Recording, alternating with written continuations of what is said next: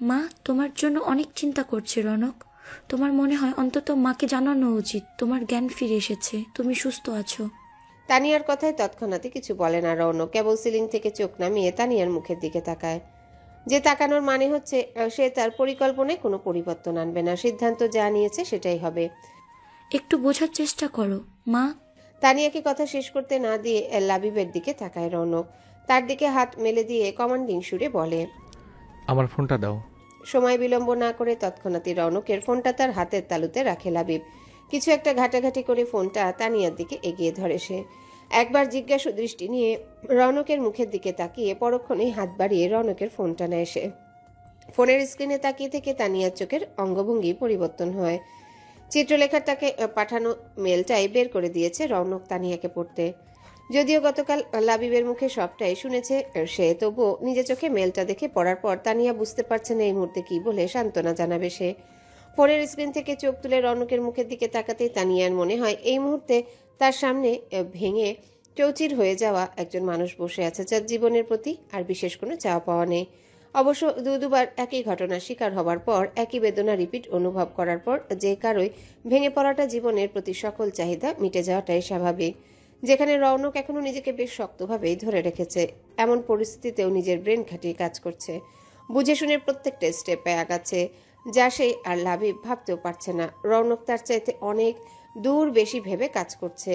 কে বলবে গতকাল পর্যন্ত এই মানুষটা কোমায় ছিল? তুমি সত্যি চিত্রলেখাকে খুঁজবে না? ও কোথায় আছে, কেমন আছে, কি অবস্থায় আছে একবার জানার চেষ্টাও করবে না? তানিয়ার প্রশ্নে তৎক্ষণাৎ জবাব দেয় রৌনক, না।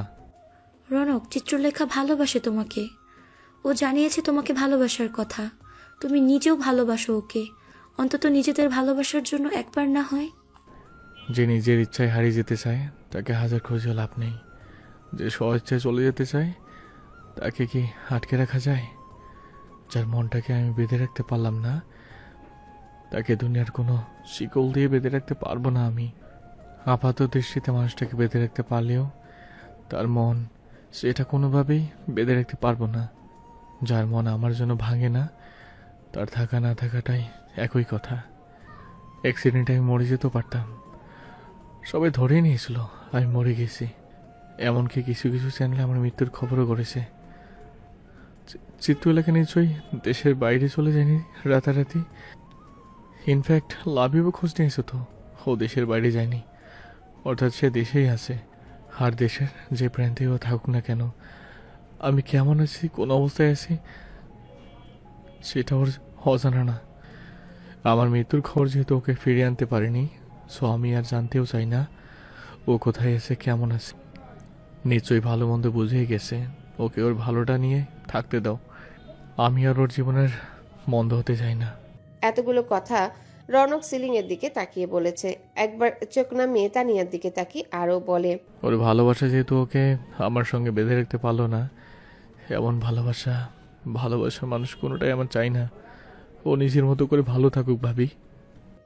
তানিয়া আরো কিছু বলতো, কিন্তু সে কিছু বলার আগে লাবিবের ফোনটা বেজে ওঠে। প্যান্টের পকেট থেকে বাজতে থাকা ফোন বের করে স্ক্রিনে ভেসে ওঠা নাম দেখে নিজ ফোনটা রৌনকের দিকে তাক করে লাবিব বলে, লিখন এসেছে হয়তো, প্রতিদিনই আসছে একবার করে আপনাকে দেখতে।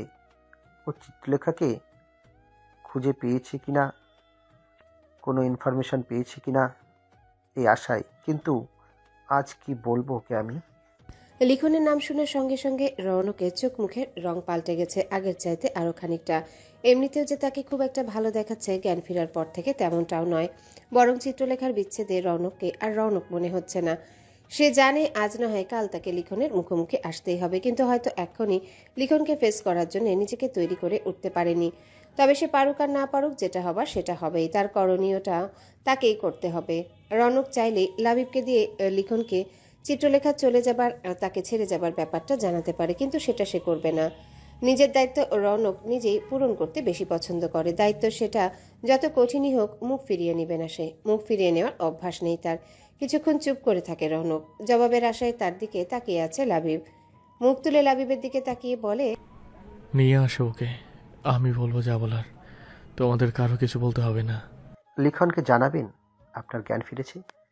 ওর জানা উচিত আমার জ্ঞান ফিরেছে, এটা যেমন ওর জানা উচিত, তেমনি আরও কিছু কথা আছে যা লিখনের জানার অধিকার আছে। লাবিব কিছু বলে না, কেবল মাথা ঝাঁকায় সম্মতিতে। তারপর বেরিয়ে যায় লিখনকে নিয়ে আসতে। রৌনককে কেবিনে শিফট করে দিয়েছে, যা অন্য ফ্লোরে, সেটা লিখন জানে না। সেজন্য হয়তো আইসিইউ ফ্লোরে অপেক্ষা করছে।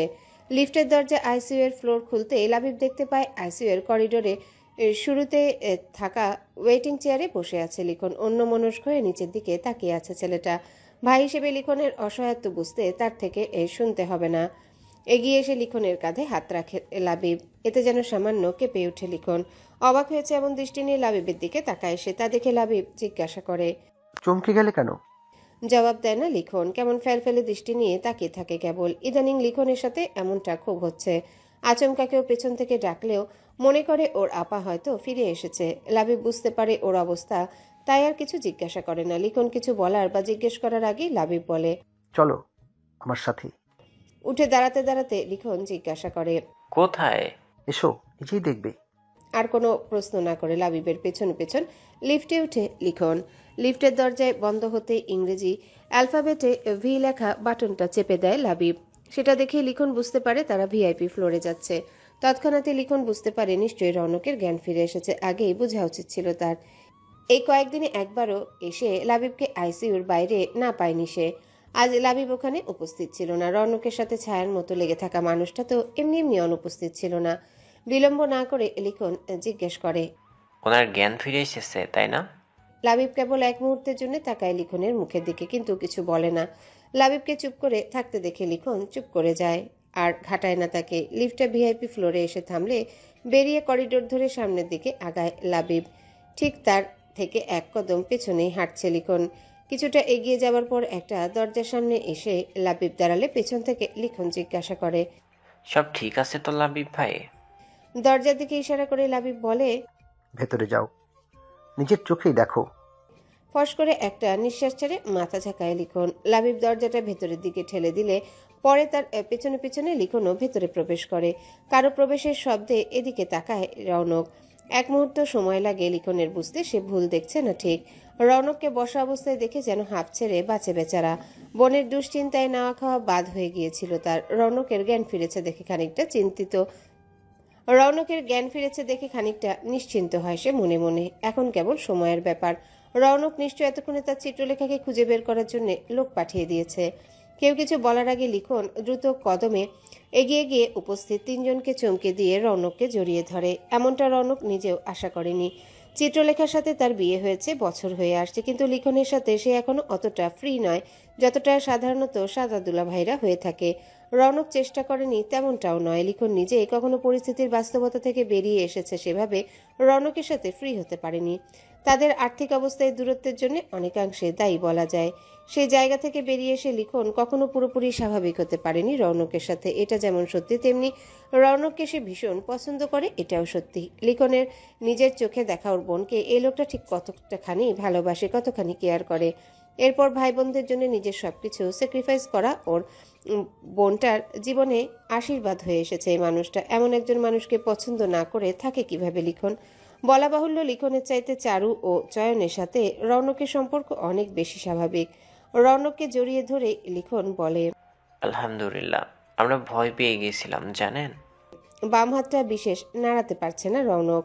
ওই হাতে ক্যানোলা করা, স্যালাইন ও মেডিসিন চলছে এখনো। মাথায় তার ইনজুরি আছে। ভাগ্যিস অ্যাক্সিডেন্টে হাত পা, শরীরের অন্য কোনো হাড় ভাঙেনি। এমন একটা অ্যাক্সিডেন্ট থেকে বেঁচে ফিরে আসাটাই মিরাক্কেল। যেভাবে রক্তে মাখামাখি হওয়া রৌনককে আনা হয়েছিল, ডাক্তাররা তার বেঁচে থাকার বা বাঁচার খুব একটা আশা রাখেনি। হায়াত আছে বলেই এখনো বেঁচে আছে সে, জ্ঞান ফিরেছে, কথা বলছে। নয়তো অন্যরকমও হতে পারে ঘটনা। ক্যানোলার জন্য বাম হাতটা নাড়াতে পারছে না, তাই ডান হাত বাড়িয়ে লিখনের পিঠের উপর রাখে রৌনক। তাকে আশ্বস্ত করে বলে, আমি ঠিক আছি, ফিরে এসেছি। কয়েক সেকেন্ড বাদে রৌনককে ছেড়ে দাঁড়ায় লিখন। কেউ কিছু বলছে না দেখে রৌনক নিজেই বলে, বসো লিখন। রৌনক টের পায় লিখন ভীষণ নার্ভাস।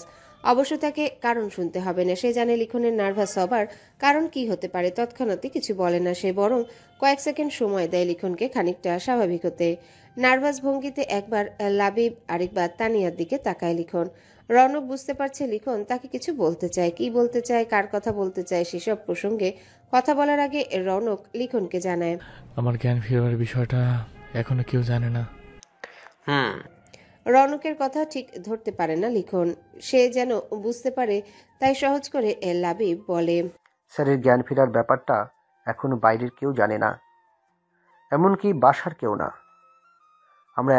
আমরা এখানে উপস্থিত তার নার্স, সব মিলিয়ে আমরা গুটি কয়েকজন ছাড়া অন্য সবার কাছে স্যার এখনো কোমায় আছেন, ওনার জ্ঞান ফেরেননি। কিন্তু কেন? লিখনের কণ্ঠে কৌতূহল। তাকে আরো পরিষ্কার করে বুঝিয়ে বলতে লাবিবি বলে, স্যারের অ্যাক্সিডেন্টটা আসলে অ্যাক্সিডেন্ট না, কেউ প্ল্যান করে করিয়েছে। আর সেই কেউটা কে সেটা জানার না অবধি স্যারের জ্ঞান ফেরার ব্যাপারটা আমাদের কয়েকজনের মধ্যেই থাকবে, কারণ সবাই জেনে গেলে আসল দোষীকে খুঁজে বের করাটা কঠিন হয়ে যাবে।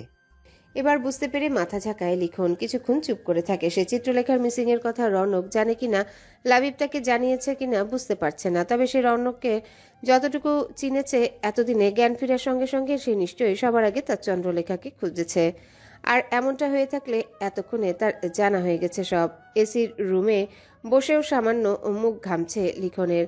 নার্ভাসনেসের কারণে এমনটা হচ্ছে তা বুঝতে অসুবিধা হয় না রৌনকের। চিত্রলেখার বিষয়টা তুলবে কি তুলবে না ভাবতে ভাবতে লাবিবের দিকে তাকায় লিখন। জিজ্ঞাসা করে, জ্ঞান কখন ফিরল? গতকাল রাতে। আবারও ও মাথা ঝাঁকায় লিখন। এতক্ষণে চিত্রলেখার খবর নিশ্চয়ই রৌনকের জানা হয়ে গেছে। এত সময় অজানা থাকার কথা নয়। লিখনকে দোনমোনায় ভুগতে দেখে রৌনক নিজেই জিজ্ঞাসা করে, কিছু বলতে চাও লিখন? সামনের দিকে মুখ তুলে রৌনকের দিকে তাকায় লিখন। সম্মতিতে মাথা ঝাঁকায়। রৌনক আন্দাজ করতে পারছে লিখন কি বলতে চায় তাকে, কিন্তু ও কিছু বলার আগে রৌনক নিজেই বলে, তুমি কিছু বলার আগে আমি তোমাকে কিছু দেখাতে চাই। তৎক্ষণাৎ নিজের ফোনটা বাড়িয়ে ধরে রৌনক লিখনের দিকে। রৌনকের বাড়িয়ে ধরা ফোনটা দিকে তাকায় লিখন। তারপর একে একে রৌনক, লাবিব ও তানিয়ার মুখের দিকে তাকায়। ওদের প্রত্যেকের মুখভাব সিরিয়াস। কি দেখাতে চায় রৌনক তাকে ভাবে লিখন। তারপর এগিয়ে গিয়ে ফোনটা হাতে নেয় সে। ফোন নিয়ে ফিরে এসে আগের চেয়ারটাতেই বসে পড়ে। চিত্রলেখার পাঠানো ইমেলটা, সম্পূর্ণ মেলটা পড়ে লিখন। একবার নয় কয়েকবার করে পড়ে। বারবার পড়ে। যা পড়ছে তা ঠিক বা ভুল সেটা বোঝার জন্য কয়েকবার পড়েছে সেই মেলটা। কিন্তু যতবারই পড়েছে একই কথা লেখা সেখানে। কোথাও কোনো ভুল পড়ছে না, ভুল কিছু দেখছে না। যা লিখেছে চিত্রলেখা সেটা তার সামনেই আছে। বেশ কিছুক্ষণ নিস্তব্ধ হয়ে বসে থাকার পর লিখন মুখ তুলে রৌনকের মুখের দিকে তাকিয়ে জিজ্ঞাসা করে, আপা নিজের ইচ্ছায় চলে গেছে? হ্যাঁ। জবাব দেয় রৌনক। তার কণ্ঠ শক্ত। বোঝা যায় এই জবাবটা দিতে তার কষ্ট হচ্ছে, তবুও এটাই সত্যি। কিন্তু আমার বোন কোনো কারণ ছাড়া এত বড় একটা কাজ কাজ কখনো করবে না। আপনি তো চিনেন তাকে, চিনেন না? কারণ যাই হয়ে থাকুক লিখন, সত্যি এটাই, চিত্রলেখা নিজের ইচ্ছায় আমাকে ছেড়ে চলে গেছে। কেউ নিজের স্ব ইচ্ছায় কাউকে ছেড়ে চলে যেতে না চাইলে পৃথিবীর এমন কোনো কারণ নেই তাকে বাধ্য করবে চলে যেতে। ও নিজের ইচ্ছায় না গেলে কারো সেই ক্ষমতা নেই চিত্রলেখাকে বাধ্য করে আমাকে ছেড়ে যেতে, স্বার্থপরের মতো। রৌনককে কথা শেষ করতে না দিয়ে লিখন বলে, আমার বোন স্বার্থপর না। মেকি হাসে রৌনক। তার এই হাসি যে নিজেকে কটাক্ষ করে হাসা তা তাকে দেখলেই বোঝা যায়।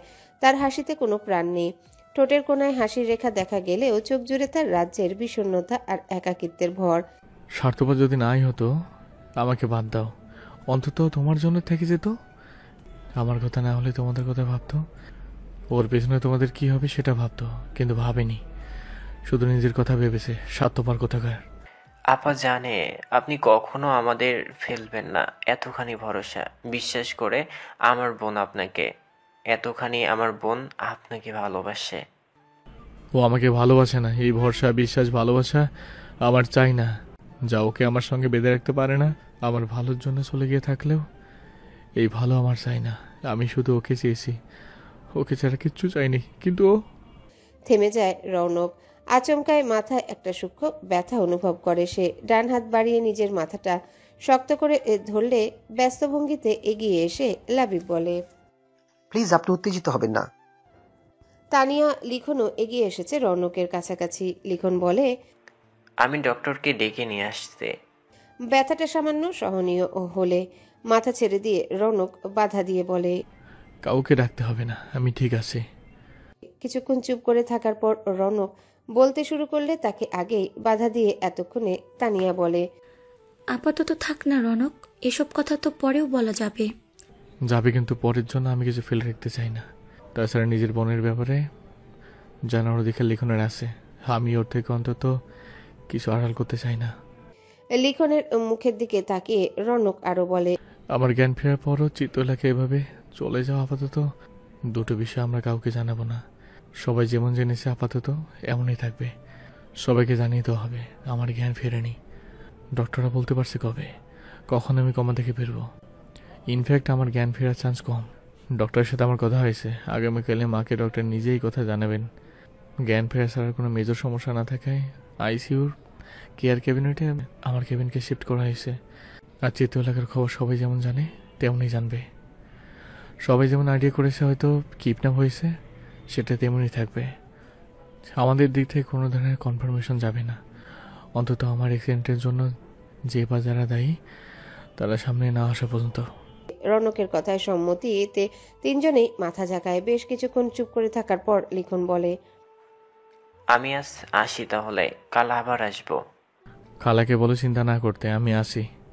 মাথা ঝাঁকায় লিখন। একটা প্রশ্ন করার ছিল তার রৌনককে, কিন্তু কিছুক্ষণ আগে তাকে উত্তেজিত হতে দেখে প্রশ্নটা করার সাহস পাচ্ছে না।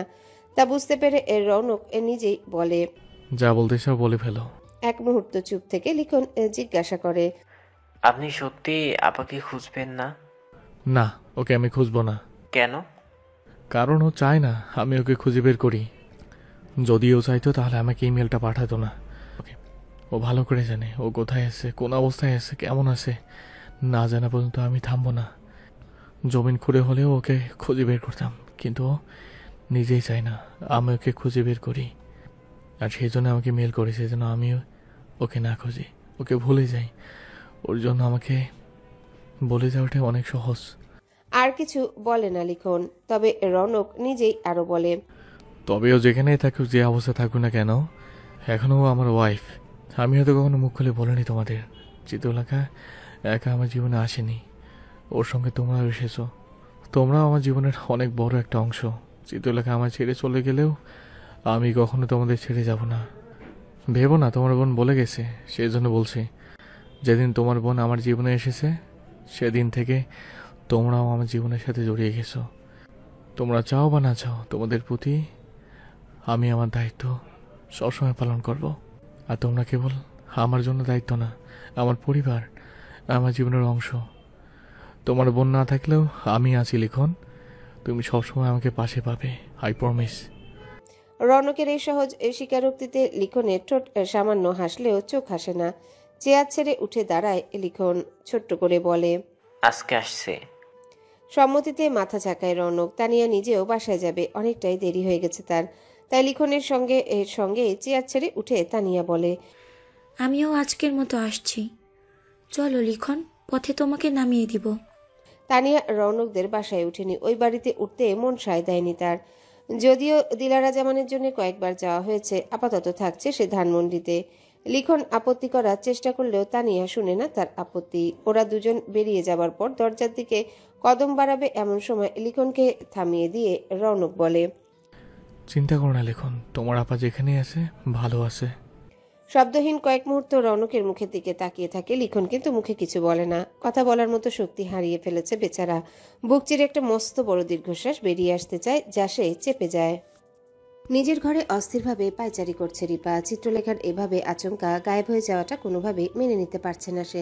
কেন যেন রিপার বারবার মনে হচ্ছে কোথাও কিছু একটা গন্ডগোল হচ্ছে। সব দেখে যেমন সহজ মনে হচ্ছে, আসলে সব এতটাও সহজ নয়। এই বিষয়ে নিজের বোনকে কোনোভাবেই পুরোপুরি ভরসা করতে পারছে না সে। রিপার কাছে কোনো ধরনের প্রমাণ না থাকলেও সে শতভাগ নিশ্চিত চিত্রলেখার এভাবে গায়েব হয়ে যাবার পিছনে কোনো না কোনোভাবে সাবা দায়ী। রৌনকের এত বড় একটা অ্যাক্সিডেন্ট হলো, অথচ সাবার যতখানি ন্যাকা কান্না করার কথা সেই তুলনায় যথেষ্ট শান্ত সে। যেদিন রৌনকের অ্যাক্সিডেন্ট হলো আর চিত্রলেখা গায়েব হলো সেদিন থেকেই সাবাকে সন্দেহ রিপার, কিন্তু নিজের সন্দেহ প্রকাশ করতে পারছে না সে। লিখনের মুখের দিকে তাকাতে পারছে না সে। প্রিয় মানুষটার অসহায় মুখের দিকে তাকালে তার নিজেরই কষ্টে মুখ চিরে যাচ্ছে। কিছু করতে না পারায় আরো বেশি খারাপ লাগছে রিপার। যদি তার সন্দেহ সত্যি হয়, শেষমেশ যদি এটাই বের হয় চিত্রলেখার গায়েব হবার পেছনে সাবার হাত আছে, তখন লিখনকে কিভাবে মুখ দেখাবে সেই ভয়ে এখন থেকে গলা বুক শুকিয়ে আসছে রিপার। একদিন না একদিন তো লিখন জানবেই সাবার কথা। তখন কি করবে রিপা? রৌনক ও চিত্রলেখার বিয়ের প্রায় বছর হয়ে আসছে, এতগুলো দিনেও সাবার ইন্টেনশনের কথা কিছুই লিখনকে জানায়নি রিপা। সাবা মানুষ হিসেবে খুব একটা ভালো নয়, সেটা জেনেও নিজেরই আপন বোনের খারাপ দিক মুখে ফুটে বলতে পারেনি লিখনকে রিপা। যতই দুই বোন একে অপরের থেকে ভিন্ন হোক, দুজনের সম্পর্ক খুব একটা ভালো না হলেও দিন শেষে একই মায়ের গর্ভ থেকে জন্ম নেওয়া দুই বোন ওরা। চিত্রলেখার বিয়ের পর থেকে বেশ কয়েকবার লিখনের কাছে সাবার কথা বলতে চেয়েছে রিপা, কিন্তু শেষমেশ আর বলতে পারেনি। এদিকে সপ্তাহ হয়ে গেছে চিত্রলেখার কোনো খবর নেই। সে কোথায় আছে, কেমন আছে ভেবে ভেবেই অস্থিরতা বাড়ছে রিপার। আজকাল সে না তো ঠিকঠাক ক্লাস করতে পারছে, আর না অন্য কোনো কাজে মন দিতে পারছে। ভাগ্যিস লিখন নিজে ব্যস্ত, বেশিরভাগ সময় অন্য মনস্ক থাকছে, তা না হলে ঠিকই ধরে ফেলতো সে তার থেকে কিছু লুকাচ্ছে। তবে এখন না হোক, অন্য কোনো সময় লিখনকে তার সব জানাতে হবে। এসব ভেবে ভেবেই রিপার বারবার নিঃশ্বাস আটকে আসছে। নিজের ঘরে বেশ কিছুক্ষণ অস্থিরভাবে পায়চারি করার পর থম মেরে দাঁড়ায় রিপা। এভাবে হাতে হাত রেখে বসে থাকতে পারবে না সে। রিপা তার ছেড়ে রাখা চুলগুলো হাত খোপা করতে করতে নিজের ঘর থেকে বেরিয়ে যায়। ড্রয়িং রুমে এসেই দেখে ময়না কাজ করছে। ময়নার কাছাকাছি এগিয়ে গিয়ে জিজ্ঞাসা করে, আপু কই রে? বড় আপু তো ওনার ঘরেই আছে। আচ্ছা, এক মুহূর্ত দাঁড়ায় না রিপা, হাঁটা ধরে সাবার ঘরের দিকে। সাবার ঘরের দরজা খোলাই ছিল। ভেতরে প্রবেশ করতেই রিপা দেখে সাবা তার ঘরের একটা আরামদায়ক চেয়ারে বসে আছে। তার ম্যানিকিউর ও পেডিকিউর চলছে। পার্লার থেকে দুটো মেয়ে এসেছে। রিপার বাবার অঢেল টাকা পয়সার আসল অপচয়টা সবাই করে। দুই বোনের মধ্যে সাবাকে দেখলেই বোঝা যায় ধনীর দুলালি সে। রিপা টাকা খরচ করে না তেমন নয়, কিন্তু অপচয় করবে না সে। রিপাকে নিজের ঘরে দেখে সাবা কিছু বলার আগে রিপা পার্লার থেকে আসা মেয়ে দুটোকে উদ্দেশ্য করে বলে, আপনার একটু বাইরে গিয়ে বসুন। পার্লারের মেয়ে দুটো একবার রিপার মুখের দিকে তাকা, আরেকবার সাবার মুখের দিকে। কি করবে বুঝতে পারছে না। মেয়ে দুটো উঠে যাবার আগে সাবা তার বাজখাই কণ্ঠে চেঁচিয়ে ওঠে, এসব কি হচ্ছে রিপা? দেখতে পাচ্ছিস না আমার ম্যানিকিউর আর পেডিকিউর চলতেছে? দেখতে পারছি আপু, কিন্তু 10 মিনিটের একটা ব্রেক নিতে পারো। ওনারাও সামান্য চা নাস্তা করে নিক। ওদেরকে এখানে চা নাস্তা করতে ডাকা হয়নি। তোমার সাথে আমার কথা আছে আপু। সেটা পরেও বলা যাবে, আমি এখন ব্যস্ত আছি। আমার জানা মতে আজ তো বিশেষ কোনো পার্টি নেই যে এক্ষুনি তোমার ম্যানিকিউর করতে হবে। আজ নেই তা ঠিক, তবে জলদি পার্টি হবে। তাছাড়া কাল আমি রৌনককে দেখতে যাচ্ছি, তাই এক্ষুনি ম্যানি প্যাডি করাটা ইম্পর্টেন্ট। সামান্য ব্যঙ্গ করে হাসে রিপা। আসলে হাসতে চায় না, কিন্তু নিজের বোনের মুখের কথা শুনে আর না হেসে পারে না। সাবাকে ব্যঙ্গ করে রিপা বলে, আইসিইউতে থাকা একজন মৃত্যুর সাথে লড়াই করে কোনো রকম বেঁচে থাকার মানুষকে দেখতে যাওয়ার জন্য তোমার ম্যানিকিউর করা ইম্পর্টেন্ট। তুমি হয়তো ভুলে গেছো রনক ভাইয়ার এখনো জ্ঞান ফিরেনি আপু। জ্ঞান ফিরেনি, ফিরে আসবে। বাংলাদেশের সবচাইতে ভালো হাসপাতালে আছে, বড় বড় ডাক্তাররা ওর চিকিৎসা করছে। তাছাড়া আন্টি বলেছে। নিজের কথা শেষ করে না সাবা। বাইরের দুটো মেয়ের উপস্থিতিতে পার্সোনাল কথা বলতে চায় না সে, তাই এবারে বাধ্য হয়ে মেয়ে দুটোকে উদ্দেশ্য করে বলে, তোমরা দুজন বাইরে গিয়ে দাঁড়াও। সাবা বলার সঙ্গে সঙ্গে মেয়ে দুটো উঠে রুমের বাইরে চলে যায়। এতক্ষণে ওদের বোঝা হয়ে গেছে সাবা ভীষণ রকম বেয়াদব ধরনের মেয়ে, তাই এ সময় বিলম্ব করে না। ওরা বেরিয়ে যেতে সাবা বলে, আন্টি আমাকে বলেছে রৌনকের জ্ঞান ফিরলেই উনি একটা গ্র্যান্ড পার্টি অর্গানাইজ করবেন, আর সেই পার্টিতেই আমার আর রৌনকের বিয়ের অ্যানাউন্সমেন্ট করবেন। আর ইউ ম্যাড আপু? একটা মানুষ আইসিইউতে আছে, বাঁচবে না মরবে তার নাই ঠিক, আর তুমি বিয়ের কথা ভাবছো? And for your kind information, Ronak ভাই বিবাহিত। খুব দাম্ভিকের সাথে সাবা বলে, ওই ছোট লোকটা চলে গেছে। আপু, এই মুহূর্তে আমি ব্যস্ত রিপা, তোর জরুরি কিছু বলার থাকলে বল, নয়তো বিদায় হ। তোকে দেওয়ার মতো ফালতু সময় নেই আমার হাতে। এক মুহূর্ত সময় নিয়ে বড় বড় করে দুবার নিঃশ্বাস নিয়ে ছেড়ে নিজেকে ধাতস্থ করার চেষ্টা করে রিপা। আসলে এখন অন্য কথার চাইতে সেজন্য এসেছে, সেই কথাটা বলা বেশ জরুরি।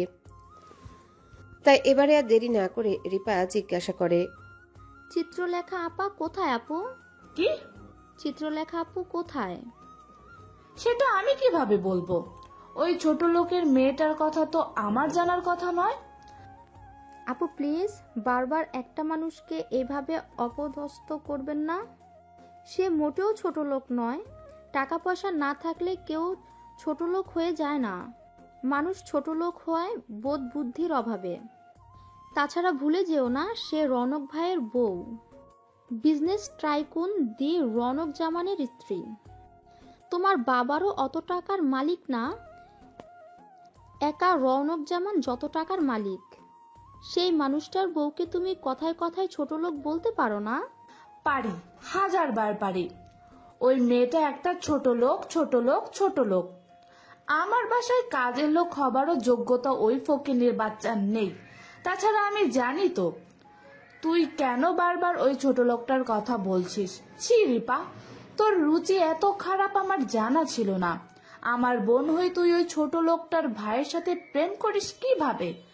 যার না আছে কোনো ফ্যামিলি স্ট্যাটাস, না আছে কোনো পরিচয়, এমন একটা রাস্তার ছেলের সাথে প্রেম করতে রুচিতে আটকালো না তোর? অমন রাস্তার ফকিনের দিকে আমি তাকাই না, আর তুই আমার বোন হয়ে ওই ভিখারিটার সাথে প্রেম কিভাবে করিস? ইনাফ আপু, তোমার মুখে ওকে নিয়ে আর একটা কথাও শুনতে চাই না আমি। আমিও তোর সাথে কথা বলতে চাই না। Get lost.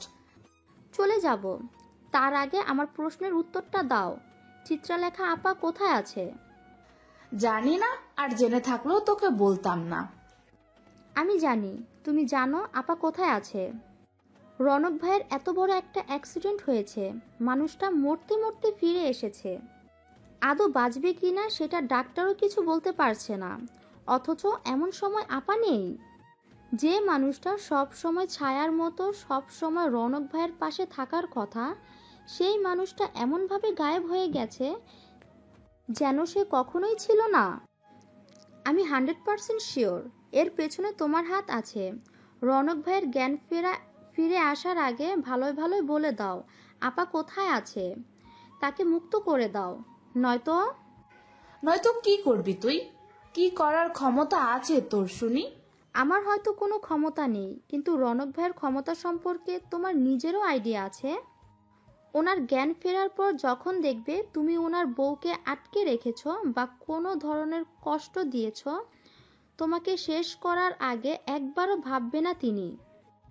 আপাকে এতখানি ভালোবাসে রনক ভাই, আপার জন্য তোমাকে শেষ করতে দুবার ভাববে না তিনি। তাই তোমার ভালোর জন্যই বলছি, আপাকে ছেড়ে দাও, আপার কোনো ক্ষতি করিও না। রিপার কথা শুনে শরীর জুড়ে রাগে আগুন ধরে যায় সাবার। দাঁতে দাঁত চেপে সাবা বলে, আমি জানি না ওই মেয়েটা কোথায়। আমি ওকে সরিয়ে থাকলে এতদিনে ওর লাশ পাওয়া যেত। আমি ওকে গায়েব করে থাকলে তৎক্ষণাৎই মেরে ফেলতাম। গায়েব করে কোথাও বাঁচিয়ে রাখতাম না। আপু, বললাম না আমি কিছুই জানি না। এক্ষুনি আমার ঘর থেকে বেরিয়ে যা রিপা। Just get out. চলে যাচ্ছি, কিন্তু আবারও বলছি, কোনোভাবে তুমি চিত্রলেখা আপার গায়েব হওয়ার সাথে জড়িয়ে থাকলে আপাকে মুক্ত করে দাও রনক ভাইয়ের জ্ঞান ফিরে আসার আগে। না হলে এরপর কি হবে সেটা নিশ্চয়ই তুমি আন্দাজ করতে পারছো। রনক ভাইয়ের রাগ সম্পর্কে আইডিয়া আছে তোমার। তুমি জানো সে কি করতে পারে আর কি করার ক্ষমতা রাখে। সাবা খুব ভালো করে জানে রৌনক রেগে গেলে ঠিক কতখানি ভয়ঙ্কর হতে পারে। সেদিনের কথা এখনো মনে আছে তার। রৌনককে চুমু খাওয়ার চেষ্টা করেছিল বলে ওকে ধাক্কা দিয়ে ফেলে দিতে দুইবার ভাবেনি সে, কিন্তু চিত্রলেখা গায়েব হয়েছে। রৌনকের জ্ঞান ফেরার পর সে যখন এই কথা জানবে তখন কি করবে সেটা সাবা নিজেও ভাবতে পারছে না। কিছু কথা আছে যা রৌনক জানতে পারলে সত্যি সত্যি ভয়ঙ্কর কাণ্ড সে ঘটাবে। আমি জানি না ওই মেয়েটা কোথায় আছে। এসবের পেছনে আমার কোনো হাত নেই। আমি জানি না, জানি না, জানি না। চেঁচিয়ে উঠে সাবা। রিপা বোনের রিয়াকশন দেখে বলে, তুমি খারাপ হলেও আমার বোন, আমি তোমার ভালো চাই। সেই জন্য বলছি, সময় থাকতে নিজের ভুল শুধরিয়ে নাও। পরে আমায় বলো না আমি তোমায় ওয়ার্ন করিনি। কারণ চিত্রলেখা আপার কিছু হলে এর পেছনে যে বা যারা দায়ী, রনক ভাই তাদের প্রত্যেককে খুঁজে বের করে কুকুরের মতো মারবে।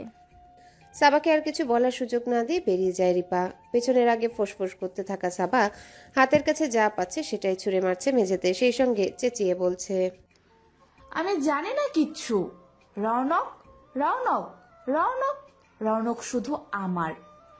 নিজের ঘরে পড়ার টেবিলে বসে বইয়ে মুখ গুজে রেখেছে রিপা, কিন্তু পড়ায় তার মন নেই। সন্ধ্যার পর হওয়া বোনের সাথে কথাগুলোই বারবার মস্তিষ্কের ভেতর ঘুরপাক খাচ্ছে। সাবার রিয়াকশন থেকে কিছুতেই নিশ্চিন্ত হতে পারছে না সে আসলেই চিত্রলেখার গায়েবের হওয়ার পিছনে দায়ী কিনা।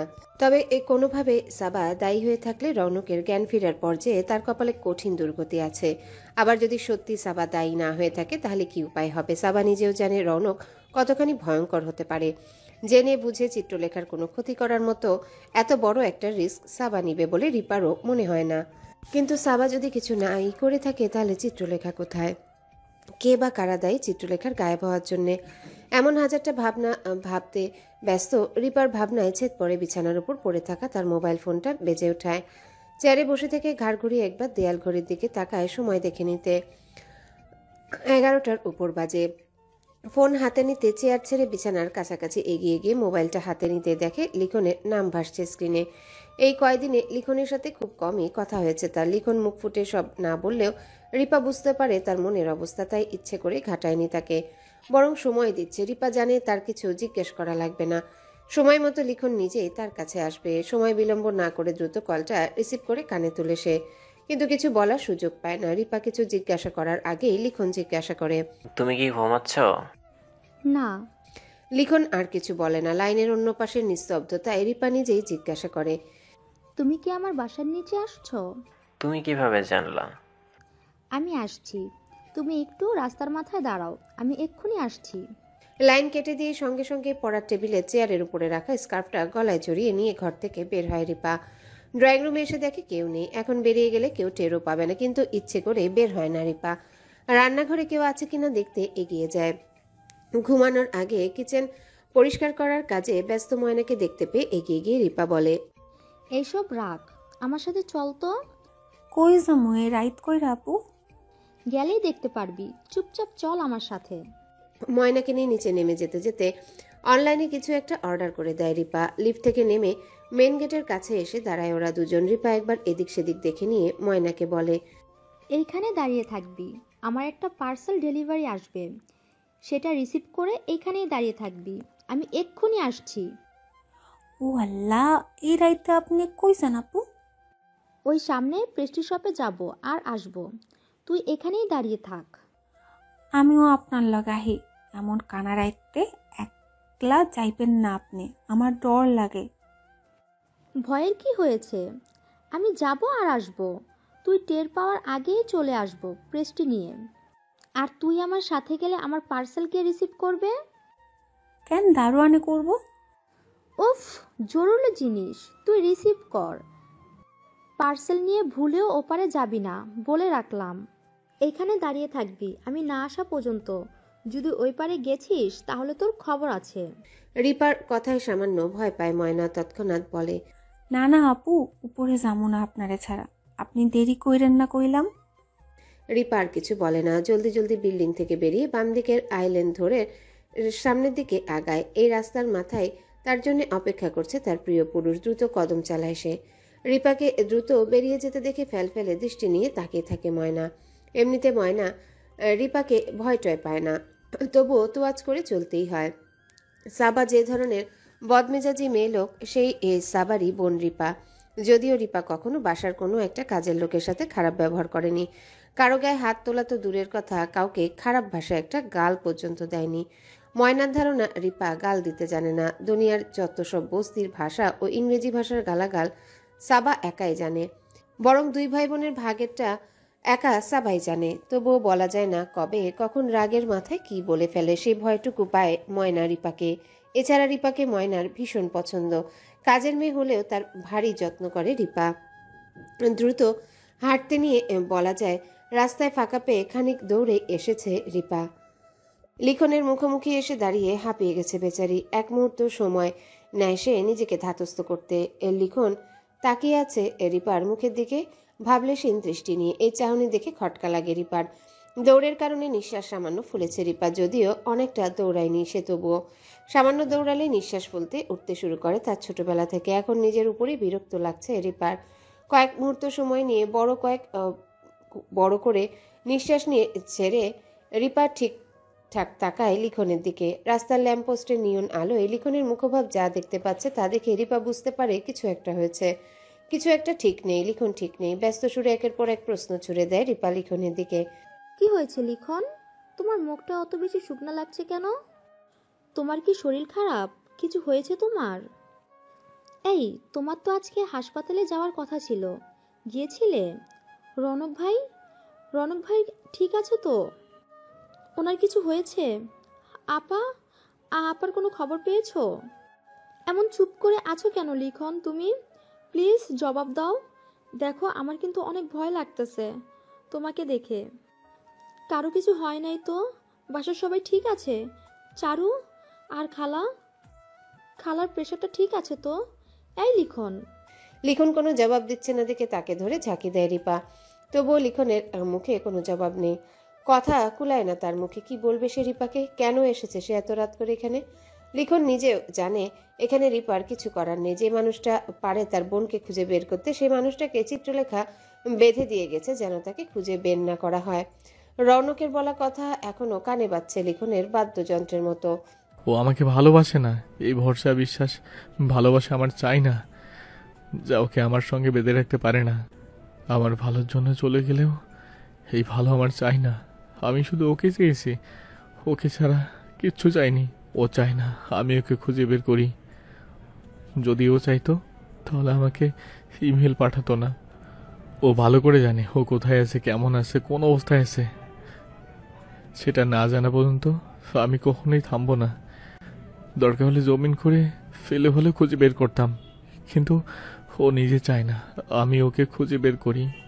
আর সেই জন্যে আমাকে ইমেল পাঠিয়েছে যেন আমি ওকে না খুঁজি, ওকে ভুলে যাই। ওর জন্য আমাকে ভুলে যাওয়াটাই অনেক সোজা। আসলে কি চিত্রলেখা নিজের ইচ্ছায় হারিয়ে গেল? কিন্তু লিখন জানে এমন কাজ করার মানুষ ওর বোন না। তাহলে কি হলো? কি এমন কারণ যা চিত্রলেখাকে বাধ্য করলো এভাবে হারিয়ে যেতে? অবশ্যই কোনো না কোনো কারণ তো আছেই। কোনো কারণ ছাড়া এভাবে হারিয়ে যাবার মানুষ চিত্রলেখা নয়। ছোটবেলা থেকে যুদ্ধ করে বড় হওয়া মানুষটা যুদ্ধ অংশ না নিয়ে রণে ভঙ্গ দিয়ে দিল। কোথাও না কোথাও রৌনকের অবস্থাটাও বুঝতে পারছে লিখন। চিত্রলেখাকে না খোঁজার পিছনে যে চিত্রলেখারই লিখে পাঠানোর আপত্তি কাজ করেছে কেবল তা নয়, রৌনকের অভিমানও এখানে একটা বিশাল ভূমিকা পালন করছে। রৌনকের দৃষ্টিতে নিজের বোনের জন্য সেই ভালোবাসা লিখন নিজে দেখেছে।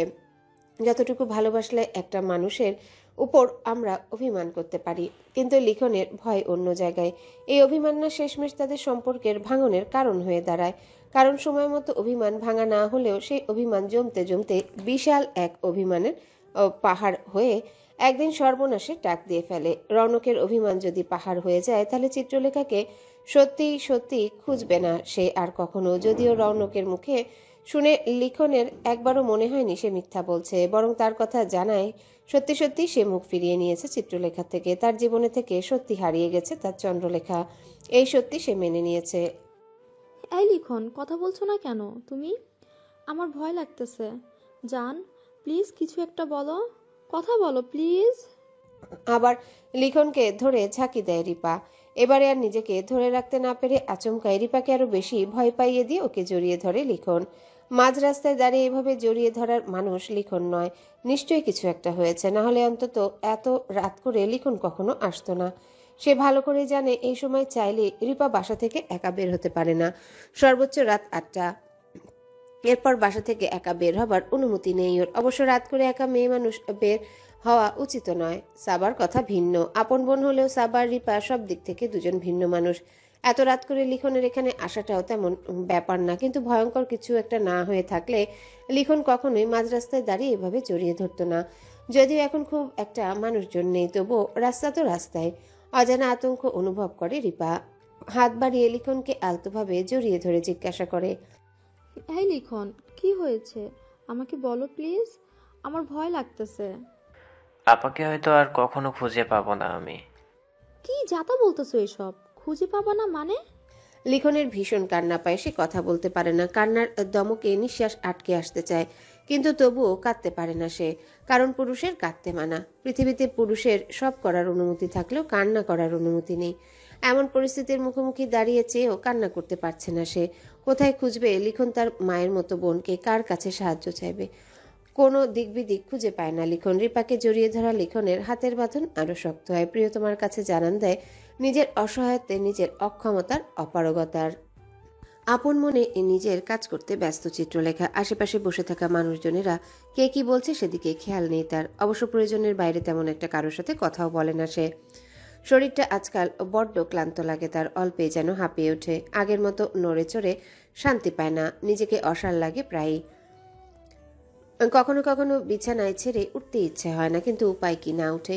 জীবন তো কোনো কিছুর জন্য থেমে থাকবে না, ইচ্ছেই হোক বা অনিচ্ছায় তাকেও এই জীবন বয়ে বেড়াতে হবে।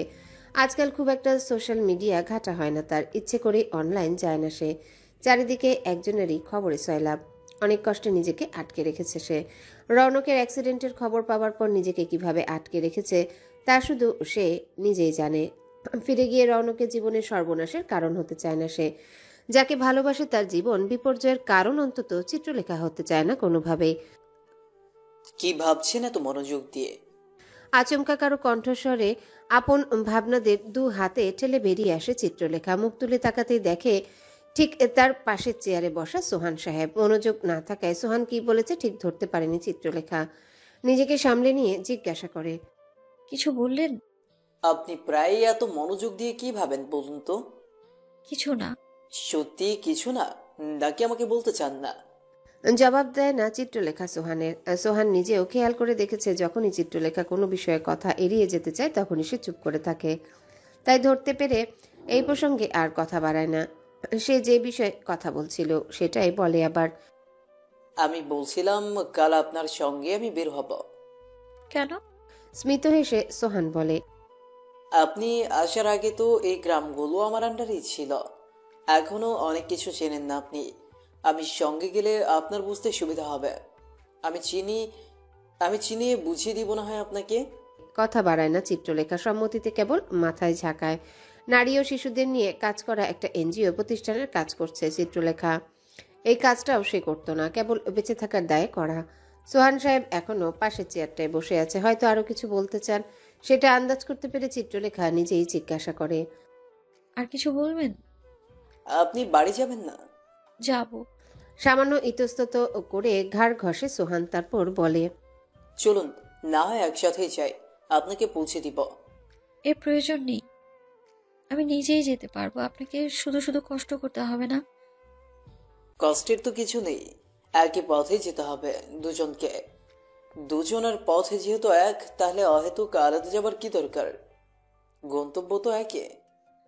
আমাদের গন্তব্য এক নয়, কখনো এক হবেও না। মানে একই পথ দিয়ে যেতে হয়, তবু না তো আমাদের পথ এক আর না গন্তব্য এক। আপনি এত কঠিন ভাবে দেখছেন কেন? একজন ভালো বন্ধু হিসেবে, কলিগ হিসেবে কি আমি আপনাকে পৌঁছে দিতে পারি না? কিন্তু আমরা বন্ধু নই। আমি তো আপনার বন্ধু হতে চাই, আপনি সেই সুযোগ দিচ্ছেন না। আমি যত চেষ্টা করছি আপনি তত আমাকে দূর দূর করছেন। এত কিসের আপত্তি? জবাব দেয় না চিত্রলেখা। জীবনের সবচাইতে গুরুত্বপূর্ণ সম্পর্কগুলোকে পেছনে ফেলে এসেছে সে। এরপর আর নতুন করে কোনো সম্পর্ক, নতুন করে কাউকে চায় না তার। তবু জীবন চলার পথে কারো না কারো সঙ্গ আমাদের প্রয়োজন হয়, অন্তত একজন ভালো বন্ধুর। এনজিও থেকে চিত্রলেখার বাড়ি হাঁটা পথে মাত্র 20 মিনিট, তাই হেঁটে যাওয়া আসা করে সে। যদিও সোহান বাইক নিয়ে যাওয়া আসা করে। তার বাড়ি প্রায় ঘন্টার পথ। শহরের দিকে থাকে সে। চিত্রলেখা চাইলে শহরের দিকে থাকতে পারত, কিন্তু ইচ্ছে করেই মফস্বল এই শহরের মেন শহর এলাকা থেকে খানিকটা ভেতরে গ্রাম সাইডে থাকে সে। গ্রামের নির্জন নিঃসঙ্গতাকে আপন করে নিয়েছে সে। এক রুমের একটা বাসা চিত্রলেখার একার জন্য যথেষ্ট। পাকা দেয়াল করা প্রাচীরের ভেতর একটা ঘরের বাসা। বাইরের বারান্দায় রান্নাঘরের সেটআপ চিত্রলেখা নিজেই করে নিয়েছে। অন্য পাশে বাথরুম, এক পাশে খানিকটা খালি জায়গা আছে, সেখানে কিছু গাছ লাগিয়ে নিয়েছে। অবসরে গাছের যত্ন করে সময় কাটে তার। আজকাল সময় যেন কাটতেই চায় না। একদিনে 24 ঘন্টাকে 24 শতাব্দীর দীর্ঘ মনে হয়। এক একটা দিন কাটে এক যুগের মতো। অবচেতন মনে যেন এই দীর্ঘ জীবনের সমাপ্তি অপেক্ষায় আছে সে। চিত্রলেখা সোহান এসে ওর বাড়ির সামনে দাঁড়ালে প্রথমে দুজনেই খানিকক্ষণ চুপচাপ দাঁড়িয়ে রয়। নীরবতা ভেঙে সোহানি বলে। আসি। মুখে কিছু বলে না চিত্রলেখা, কেবল সম্মতিতে মাথা ঝাঁকায়। আসি বলেও দাঁড়িয়ে রয় সোহান। আরো কিছু বলার আছে তার। খানিকক্ষণ দোনমনো করে মনের কথা মুখে নিয়ে আসে সোহান। একটা হাত সামনের দিকে মেলে দিয়ে বলে, আমরা তো ভালো বন্ধু হতেই পারি, তাই না? চিত্রলেখা সোহানের হাতের দিকে তাকিয়ে থাকে। তাকে তাকিয়ে থাকতে দেখে সোহান আরো বলে, খুব বেশি কিছু চেয়ে ফেলেছি বলে মনে হয় না। এবারে মুখ তুলে সোহানের মুখের দিকে তাকিয়ে চিত্রলেখা বলে, হুট করেই তো বন্ধু হওয়া যায় না। যে কোনো সম্পর্কের জন্য প্রয়োজন হয় সময়। আর বেশি দিন হয়নি আমাদের পরিচয় হয়েছে, আমি এখানে এসেছি। তা ঠিক, বেশি দিন হয়নি, তবে আমরা চেষ্টা তো করতেই পারি। বন্ধুত্বের শুরুটা তো হতেই পারে। চিত্রলেখা বুঝতে পারে সোহান নাচরবান্ধা ধরনের মানুষ, এত সহজে তার পিছু ছাড়বে না। বন্ধু হবে মানেই হয়ে ছাড়বে। এমনিও এনজিওর অনেকের কাছে এর মধ্যে শোনা হয়ে গেছে তার। সোহান যদি বলে কিছু একটা সে করবে, তাহলে সেটা করেই ছাড়বে। চিত্রলেখার মুখে হাসি নেই। সোহানের বাড়িয়ে দেওয়া হাতে হাত রাখে সে। আলতোভাবে হ্যান্ডশেক করে চিত্রলেখার হাতটা ছাড়ে সোহান। চিত্রলেখার দৃষ্টিতে দৃষ্টি রেখে বলে, সামান্য হাসলে খুব বেশি ক্ষতি হয়ে যাবে বলে মনে হয় না। তবুও হাসি পায়নি চিত্রলেখার। আজকাল যেন হাসতে ভুলে গেছে সে। নিজের ভালো থাকার হাসির কারণ যে মানুষগুলো, বিশেষ করে যে মানুষটা তার হাসির যত্ন করে তাকে ফেলে এসেছে সে, এরপর আর হাসি আসবে কিভাবে তার? আজ আসছি, কাল দেখা হবে। সম্মতিতে মাথা ঝাঁকিয়ে পেছনে ঘুরে কালো লোহার গেটটায় লাগানো তালা খুলে ভেতরে প্রবেশ করে চিত্রলেখা। চিত্রলেখা দৃষ্টির আড়ালে চলে গেলেও কিছুক্ষণ সেখানেই দাঁড়িয়ে থাকে সোহান। অদ্ভুতভাবে চিত্রলেখা নামক এই নারী ভীষণ রকম দৃষ্টি কেড়েছে তার। 32 বছরের জীবনে কখনো কোনো নারীকে খুব একটা ভালো লাগেনি তার। আচমকায় চিত্রলেখাকে দেখার পর থেকে নিজের মস্তিষ্ক থেকে এক মুহূর্তের জন্য বাদ দিতে পারছে না তাকে। এই এনজিওটার প্রতিষ্ঠাতা সম্পর্কে চাচা হয় সোহানের। দেশের বিভিন্ন শহরে এদের শাখা আছে। এই গ্রামে সোহানার ভরসাতেই বছরখানিক আগে নতুন করে শাখা খোলা হয়েছে। এই সম্পূর্ণ দায়িত্ব সোহানের উপরে। যদিও এই শাখাটা এখনো ছোট। এনজিওর কাজ পুরোপুরি জমে গেলে পরে কাউকে দায়িত্ব দিয়ে হয়তো সোহান শহরে ফিরে যাবে, কিন্তু এই মুহূর্তে সেটার ভাবছে না সে। আপাতত সে এখানেই থাকতে চায়, যতখানি এনজিওর জন্য তার চাইতে বেশি চিত্রলেখার জন্য। চিত্রলেখাকে চিনতে জানতে চায় সে। বন্ধুত্ব কেবল বাহানা। সে জানতে চায় কে এই নারী, সবসময় নিজের মধ্যে থাকা মানুষটার আসল পরিচয় কি। খানিকক্ষণ চিত্রলেখার বাড়ির কাছে দাঁড়িয়ে থেকে পরে আবার এনজিওর পথে হাঁটা ধরে সোহান। চিত্রলেখা তার বাইকে উঠতে রাজি হয়নি, তাই বাধ্য হয়ে বাইকটা এনজিওর অফিসে বাড়িতে রেখে এসেছে। ফিরে গিয়ে ওটা নিয়ে বাড়ি ফিরবে সে। 3 সপ্তাহ পেরিয়ে গেছে চিত্রলেখার চলে যাবার। এখন পর্যন্ত কোনো খোঁজ মেলেনি ওর। মেয়ে যাওয়ার খবর পাবার পর যে বিছানায় পড়েছেন নার্গিস বেগম এখনো বিছানা ছেড়ে উঠতে পারেননি। ওনার বিশ্বাস যে কোনো সময় চিত্রলেখা ফিরে এসে নীল রঙের লোহার গেটটা বাড়ি দিবে। খালার মাথার কাছেই বসে আছে চারু। কয়েক সপ্তাহের নাওয়া খাওয়ার অনিয়মে চোখের নিচে কালি পড়ে গেছে, গাল ভেঙে গেছে খানিকটা। যে মানুষটা এদের সবার প্রাণ, আচমকা সেই মানুষটাই হারিয়ে গেলে কেমন লাগে? মানুষ মরে গেলেও হয়তো এতখানি কষ্ট হয় না, নাকি এমনই কষ্ট হয় বা এর চাইতে বেশি জানা নেই চারু, লিখন বা চয়নের। বাবা মা যখন মারা যায় তখন ওরা 3 জনের একজনও জানে না মৃত্যু জিনিসটা আসলে কি। আপন কেউ মরে গেলে বুকের ভেতর কেবল অনুভূতি হয়, সেটা বোঝার বয়সও ওদের 3 জনের একজনেরও হয়েছিল না তখন। তবে আপন কারোর মৃত্যুতে যদি বুকের ভেতরটা হাহাকার করে, তাহলে এই মুহূর্তে ওদের 3 ভাই বোনের বুকের ভেতর একই রকম অনুভব হচ্ছে। তবে ওদের মনে হয় কেউ মরে গেলেও এতখানি কষ্ট ওর লাগবে না। বড় বোনের আচমকা হারিয়ে যাওয়ায় ঠিক ততখানি কষ্ট হচ্ছে ওর বুকের ভেতর। অপেক্ষায় অপেক্ষায় বারবার ধৈর্যচ্যুতি ঘটছে। কখনো কখনো আচমকায় চিৎকার করতে মন চাইছে, কখনো বা ভাঙচুর করতে মন চায়, কিন্তু ওরা জানে এসব করে কোনো লাভ নেই। এসবে বোন ফিরবে না। কবে ফিরবে মানুষটা? আর যেন ধৈর্যে কুলায় না। কেউ যদি এনে দিত একবার। আচমকায় কারো উপস্থিতিতে মুখ তুলে তাকায় চারু। লিখনকে রুমে প্রবেশ করতে দেখে চোখ উজ্জ্বল হয় ওর। বাইরে থেকে এসেছে লিখন। প্রায় প্রতিদিনই একবার হাসপাতালে যায় সে। আজও হয়তো গিয়েছিল, ব্যতিক্রম হওয়ার কথা নয়। কাল চারুর প্রায় মন বলে রৌনক ফিরে এলে চিত্রলেখাও ফিরে আসবে, কিন্তু কতদিনে ফিরবে রৌনকের জ্ঞান কেউ বলতে পারে না। একজন মানুষের উপর কতগুলো মানুষের আশা ভরসা। এসব আশা আশা আকাঙ্ক্ষা কি নিমিষেই ধুলোয় মিলিয়ে যাবে। চিত্রলেখা কি ফিরবে না? ভাবনায় আচ্ছন্ন চারুকে অন্যমনস্ক হয়ে থাকতে দেখে ততক্ষণে বোনের কাছাকাছি এগিয়ে এসেছে। খালার শরীর এখন কেমন আছে রে? ভাইয়ের কথায় স্বগতিক হয় চারু। লিখনের প্রশ্নের জবাব দেয় না চারু। এগিয়ে এসে চারুর মুখোমুখি বসে সে আলতোভাবে খালার মাথায় সামান্য হাত বুলায়। ওদিকের কি খবর ভাই? ডাক্তারটা কি বলে? কবে ফিরবে রনক ভাইয়ের জ্ঞান? আর কতদিন ঘুমিয়ে থাকবেন উনি? খালার মুখের উপর থেকে দৃষ্টি সরিয়ে চারুর করুণ মুখের দিকে তাকায় লিখন। আজকাল এই প্রশ্নটা এড়িয়ে চলার চেষ্টা করে সে। অন্যায় মুখের উপর মিথ্যা বলতে হয়, তাছাড়া আপাতত অন্য কোনো উপায়ও নেই। লিখন জবাব দেয় না দেখে চারু আরও জিজ্ঞাসা করে, আপাকে কি আমরা খুঁজে পাবো না? আপা কি আর ফিরবে না? আপা। এরপর প্রশ্ন করতে করতে মুখ কাঁপে চারুর। বোনটা বেঁচে আছে কিনা জানতে ইচ্ছা হয়, কিন্তু এমন প্রশ্ন মুখে আনতে পারে না ও। লিখনের কাছে এই মুহূর্তে কাউকে দেওয়ার মতো কোনো ভরসা নেই, এমনকি ভরসার কোনো বাণীও নেই। তাই এই বিষয়ে কোনো রা করে না সে। হাত বাড়িয়ে চারুর হাতটা আলতো ধরে আশ্বস্ত করার চেষ্টা করে, যদিও লিখন নিজেও জানে না সে কাউকে আশ্বস্ত করতে পারছে কিনা। চিন্তা করিস না, সময় মতো সব ঠিক হয়ে যাবে। চারুর জানতে ইচ্ছা করছে সেই মেয়েটা কবে আসবে। ওর তো আর ধৈর্য কুলায় না। চারুর বরাবরই চঞ্চল, তবে অধৈর্য নয়। কিন্তু আজকাল আর নিজের ধৈর্য ধরে রাখা অনেকখানি কষ্টদায়ক হয়ে যাচ্ছে ওর পক্ষে। বেশিক্ষণ খালা বা চারুর কারো সঙ্গে বসে না লিখন। ওদের করা প্রশ্নের কাছে লিখনের নিজেকে বড্ড অসহায় লাগে। আবার কিছু কিছু ক্ষেত্রে নিজেকে প্রতারক মনে হয়। জেনেও বলতে না পারাটা পোড়ায় ওকে মনে মনে। বারবার মনে হচ্ছে নিজের আপন মানুষগুলোকেই ঠকাচ্ছে সে।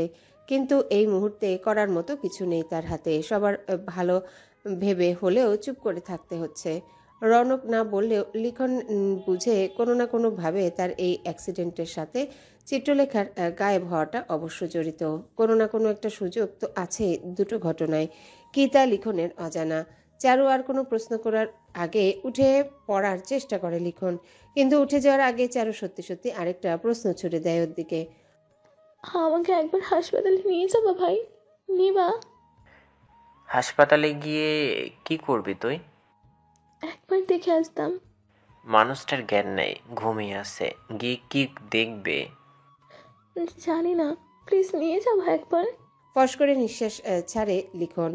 সামান্য ভেবে বলে, দেখি, অনেক স্পেশাল কেয়ারে রাখা হয়েছে, বেশি মানুষ এলাও করে না ভিতরে। আমিও প্রতিদিন ভিতরে যাই না, কখনো কখনো দরজার বাইরে থেকে ফিরে আসি। আমিও না হয় দরজার বাইরে থেকে একবার দেখে আসবো, প্লিজ নিয়ে যাও। আরো সামান্য ভেবে লিখন বলে, আচ্ছা নিয়ে যাব, জলদি নিয়ে যাব। চমকে আর কিছু বলার সুযোগ না দিয়ে বেরিয়ে যায় লিখন।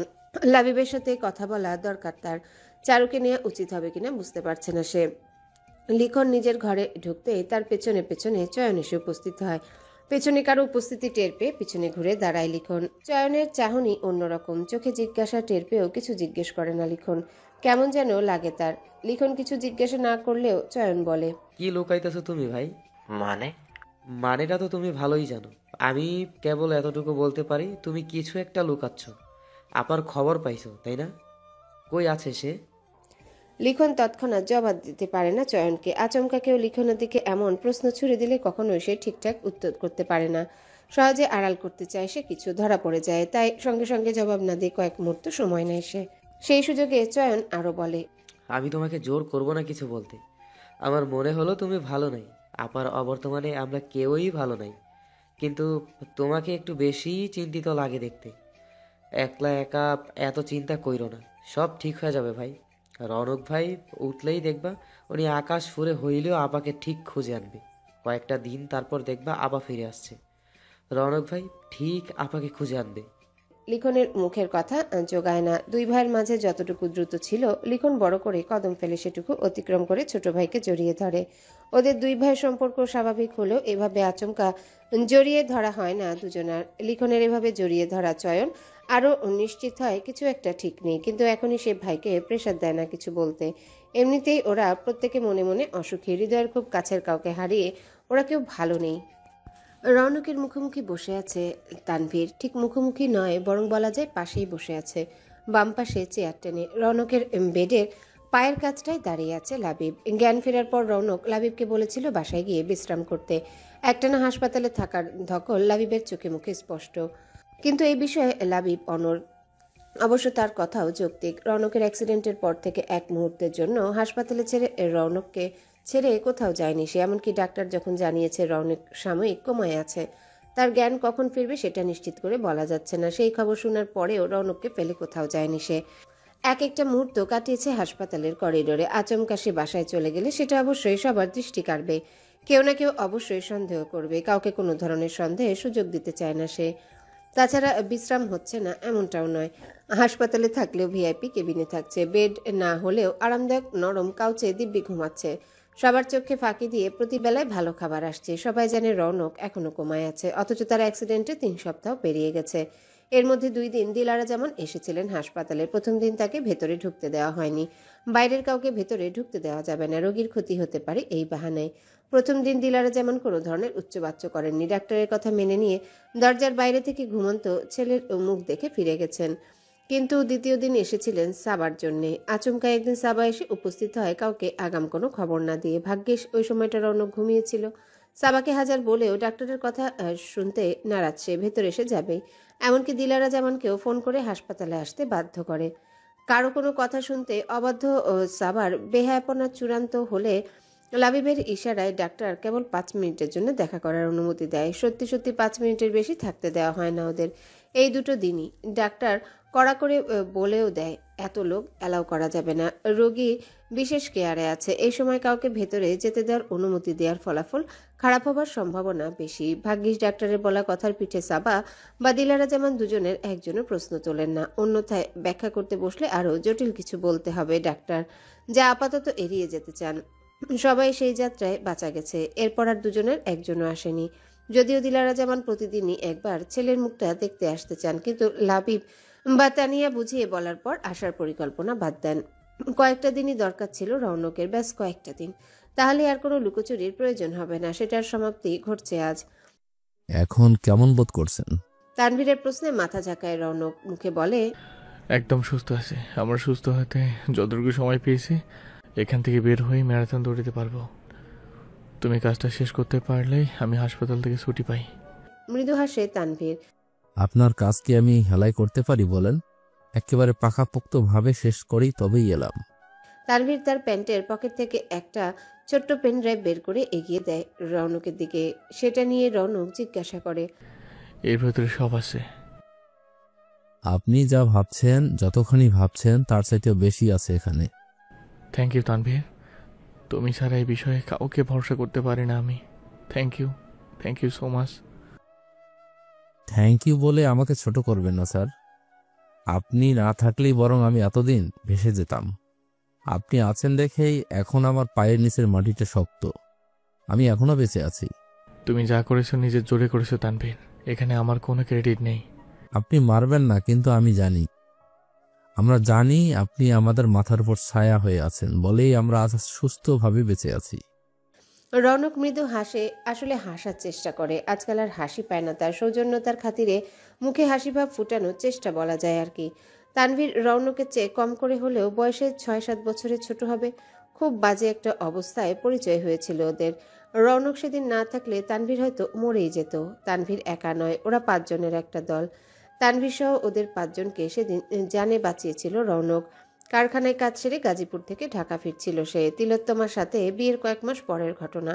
বাবার থেকে দায়িত্ব বুঝে নেয়ার তোড়জোড় তার। দিনরাত এক করে কাজ করছিল। রাত তখন প্রায় 1টার কাছাকাছি হবে, বা 12:30 তো হবেই। যদিও পরের দিন সকালে ফিরবার কথা ছিল তার, কিন্তু পরের দিন সকাল 10টা নাগাদ একটা জরুরি মিটিং, যেখানে রৌনকের উপস্থিত থাকাটা প্রয়োজন। কোম্পানি জয়েন করার পর অনেক প্রজেক্ট হ্যান্ডেল করলেও ওটা অনেক বড় একটা প্রজেক্ট, তাই সেই প্রজেক্ট রিলেটেড সব ছোট থেকে বড় বিষয়ে রৌনকের উপস্থিতি গুরুত্বপূর্ণ।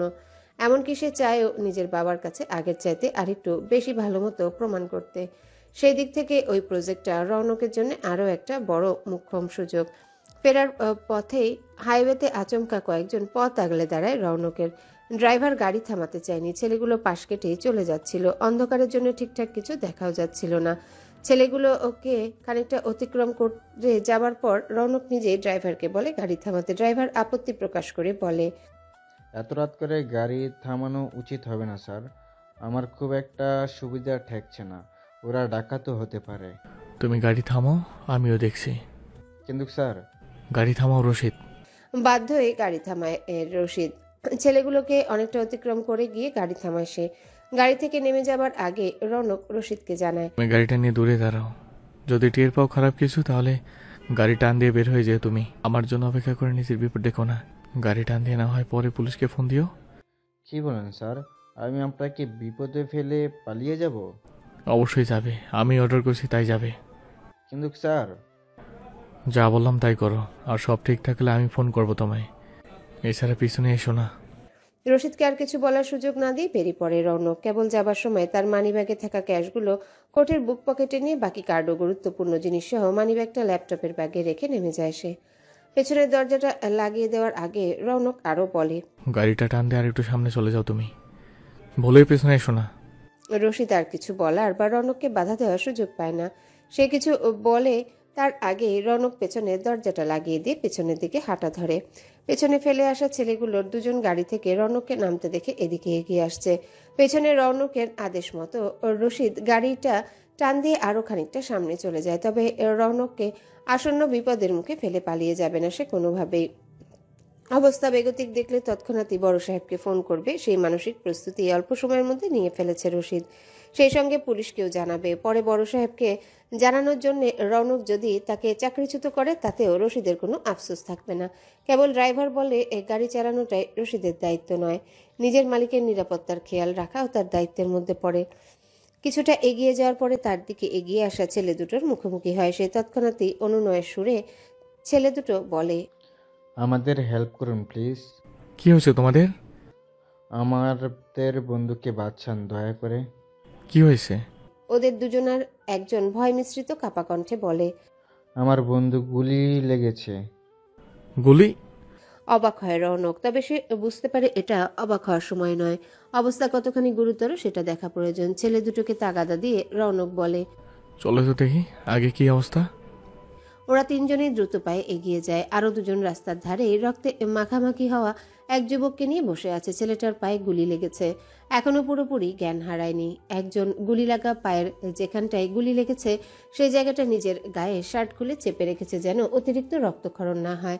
বেশি রক্তক্ষরণ হলে বিপদ বাড়বে। আরেকটা কোলের উপর মাথা চেপে রেখেছে, কথা বলছে যেন জ্ঞান না হারায়। এই সময় জ্ঞান হারানোটা ভয়ঙ্কর বিপদের কারণ হয়ে দাঁড়াতে পারে। এগিয়ে এসে অবস্থা দেখে রৌনক বলে, ওকে তো এক্ষুনি হাসপাতালে নেওয়া দরকার। তোমরা ওকে হাসপাতালে না নিয়ে এখানে কিসের অপেক্ষা করছো? আমাদের একটু হেল্প করবেন প্লিজ। আরে আমি তো ডাক্তার না যে হেল্প করব। ওকে হাসপাতালে নেওয়া লাগবে। দাঁড়াও, অ্যাম্বুলেন্স ডাকি। অ্যাম্বুলেন্সের কথা শুনে গুলি লাগা ছেলেটা বাদে বাকি চারজনেরই মুখের রং পাল্টে গেছে। একজন রৌনককে বাধা দিয়ে বলে, অ্যাম্বুলেন্স ডাকবেন না প্লিজ। রৌনকের কপালে সূক্ষ্ম ভাঁজ পড়ে। অ্যাম্বুলেন্স ডাকবো না মানে? অ্যাম্বুলেন্স না আসলে ছেলেটা মারা যাবে। ওকে এক্ষুনি হাসপাতালে নিতে হবে। হাসপাতালে নিলে পুলিশ জেনে যাবে। পুলিশকে তো জানাতে হবে, গুলি খেয়েছে, পুলিশকে জানাতে হবে না? এটা তো এমনিও পুলিশ কেস। পুলিশ জানলে আমাদের সবাইকে ধরে নিয়ে যাবে। ধরে নিয়ে যাবে মানে? তোমাদের ধরে নিয়ে যাবে কেন? ওরা চারজনে একে অপরের মুখ দেখাদেখি করে। তারপর একজন আমতা আমতা করে বলে, ওর গায়ে পুলিশের গুলি লেগেছে, পুলিশ আমাদের খুঁজতেছে। রৌনকের কপালের ভাঁজ আরো গম্ভীর হয়। যে দুজন দাঁড়িয়ে ছিল ওরা এবারে রৌনকের পায়ের কাছে বসে পড়ে, তার পা জড়িয়ে ধরে কেঁদে দিয়ে বলে, আমাদের বন্ধুটাকে বাঁচান স্যার। আমরা আর জীবনেও কোনো খারাপ কাজ করব না। প্রয়োজনে রিক্সা চালাবো, তাও কোনো খারাপ কাজ করব না। এবারের মতো আমাদের সাহায্য করুন, একটা সুযোগ দিন স্যার। রৌনক বুঝতে পারে ঘটনা জটিল, কিন্তু সেই ঘটনা কি সেটা এক্ষুনি জানতে বসলে গুলি লাগা ছেলেটার বিপদ বাড়বে, হাসপাতালে নিয়ে যাওয়া হবে না। রৌনক দ্রুত চিন্তা করে কি করা যায়। সঙ্গে সঙ্গে ফোন লাগায় সাদমানকে। এমন বিপদে যদি কেউ কোনো প্রশ্ন না করে তাকে হেল্প করতে পারে সেটা একমাত্র সাদমান। তৎক্ষণাৎই সাদমানকে ফোন দিয়ে সব ব্যবস্থা করে রৌনক। সাদমানের বড় ভাই সাবিত পেশায় ডাক্তার। এই মুহূর্তে যদি কেউ তার হেল্প করতে পারে সেটা একমাত্র সাবিত। রশিদকে ফোন লাগায় গাড়ি নিয়ে আসতে। রৌনকের গাড়িতে পেছনে ওরা চার বন্ধু চাপাচাপি করে বসে নিজেদের কোলের উপর আহত বন্ধুকে নিয়ে নেয়। রৌনক সামনের প্যাসেঞ্জার সিটে বসে রশিদকে জিজ্ঞাসা করে, আমাদের কি গ্যাস নেওয়া দরকার আছে? নাসূচক মাথা ঝাঁকায় রশিদ। রৌনক বলে, তাহলে জোরে একটা টান দে। সময় কম, যত জলদি সম্ভব পৌঁছাতে হবে।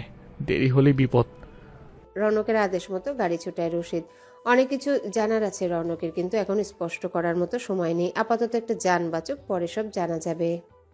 রৌনকের আদেশ মতো গাড়ি ছুটায় রশিদ। অনেক কিছু জানার আছে রৌনকের, কিন্তু এখন নষ্ট করার মতো সময় নেই। আপাতত একটা যান বাঁচুক, পরে সব জানা যাবে। সাদমানের বড় ভাই সাবিতের একটা ডায়াগনস্টিক সেন্টার আছে, যেটার 50% পার্টনার রৌনকও।